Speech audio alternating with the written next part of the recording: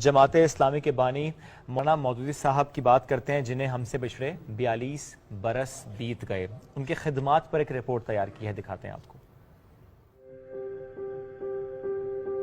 صاحب تفہیم القرآن، بولیں تو معانی کا ایک جہان، اٹھیں تو ایک طوفان، چلیں تو صورت عبد الرحمن، لکھیں تو ترجمان القرآن، کردار میں گفتار میں اللہ کی برہان، شکوہ اقبال کے قبول کا فرمان، حاضر و موجود سے بیزاری کا اعلان، اس صدی کا انسان زندگی ایک عرصہ امتحان، موت حیات جاویدان، نامور عالم دین، مفسر قرآن، دانشور، متعدد کتابوں کے مصنف اور جماعت اسلامی کے بانی مولانا سید ابو العلا مودودی کو ہم سے بچھڑے 42 برس بیت گئے۔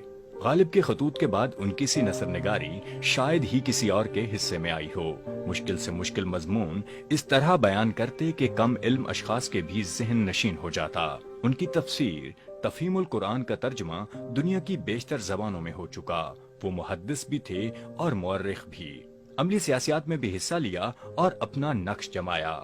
وہ جمہوریت کو پاکستان کے لیے آکسیجن قرار دیتے تھے۔ زیر زمین سرگرمی ان کے نزدیک حرام تھی۔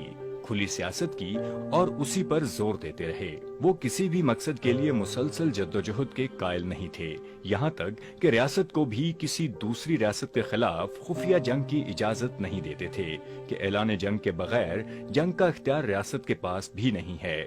وہ دلیل کی تلوار سے مخالف کا سامنا کرتے اور اسے گھائل کر دیتے۔ انہیں وہ نوجوان پسند تھے جن کا دل قدیم ہو اور دماغ جدید۔ 1932 میں آپ نے ترجمان القرآن جاری کیا۔ علامہ اقبال کی خواہش پر مولانا مودودی نے پنجاب کو اپنی سیاسی سرگرمیوں کا مرکز بنایا اور 26 اگست 1941 کو لاہور کے اجتماع میں جماعت اسلامی قائم کی۔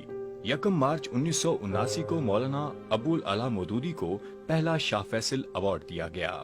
مولانا مودودی 22 ستمبر 1979 کو امریکہ میں دوران علاج 80 برس کی عمر میں خالق حقیقی سے جا ملے۔ وہ ذیلدار پارک اچرا لاہور میں مدفون ہیں۔